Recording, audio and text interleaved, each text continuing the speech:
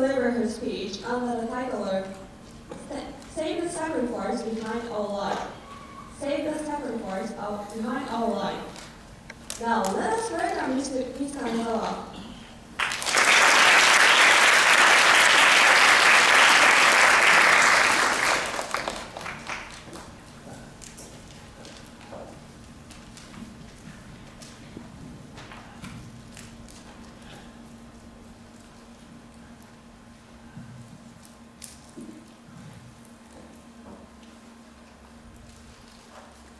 Thank you, Master Assemblies and distinguished judges. Sorry.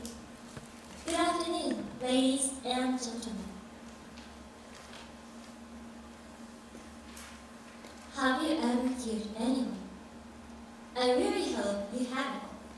Then, let me ask you another question. Do you have a smartphone or a cell phone? If you have, please raise your hand.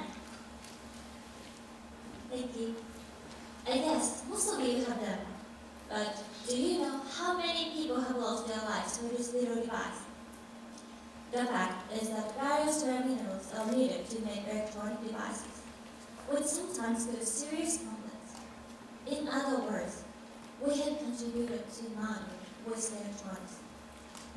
However, it is still possible for us to change the situation. Today, I would like to argue that there is a deep connection between electronics and conflicts, and suggest what we can do to save the lives of innocent people. Congo and its neighboring countries such as Rwanda possess various rare minerals like cobalt and tungsten. Developed countries buy these minerals to produce electronic devices.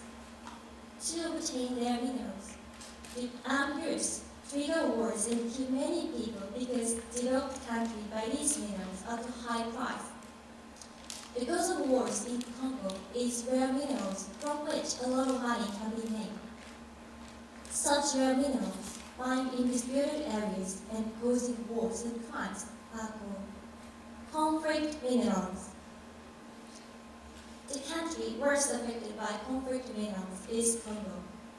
The number of people killed in the conflict is up to 5,400,000.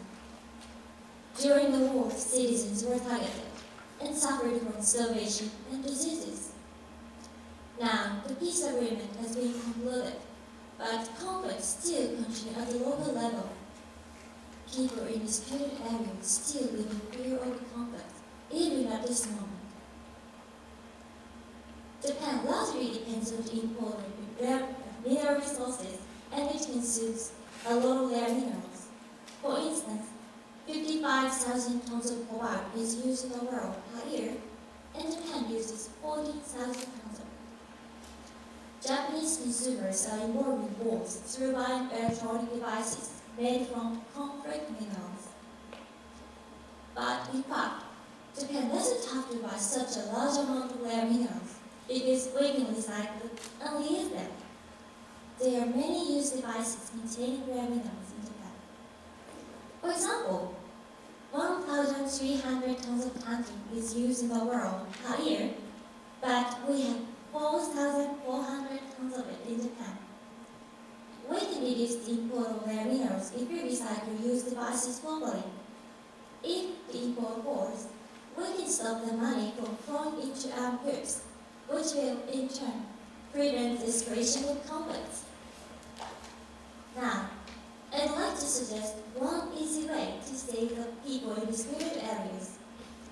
It is recycling. However, most Japanese people don't recycle their used electronic devices. Statistics show that about 80% of cell phones in Japan are not recycled. No matter how much the technology of recycling is developed, we cannot recycle rare minerals without our used devices. Have you left your used electronics at home? Why not try recycling now? The main reason is a lack of knowledge about recycling of electronics and laziness. Do you know how to recycle your used electronics? You may think recycling is troublesome, but it's much easier than you think. We can recycle cell phones just by bringing them to cell phone stores like Docomo Shop.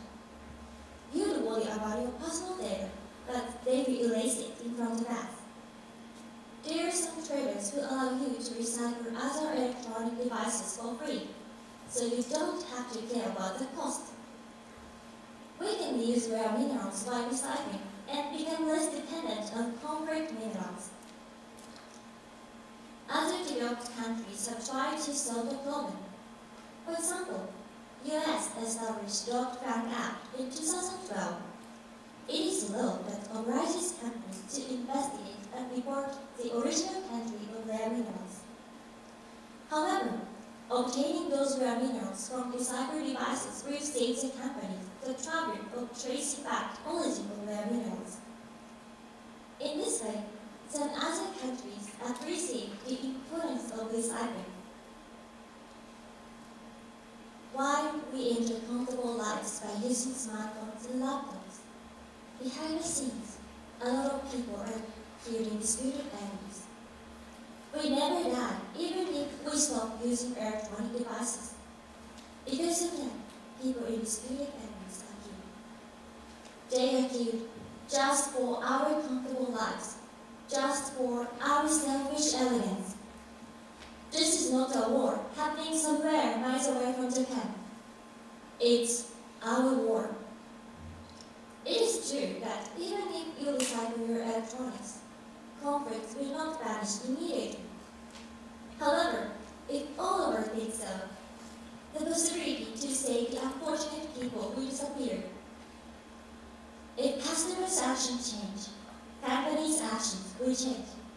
If companies' actions change, government's actions will change.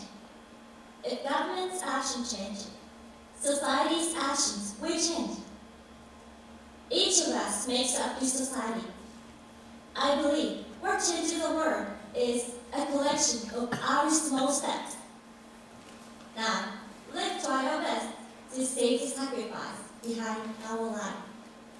Thank you for listening.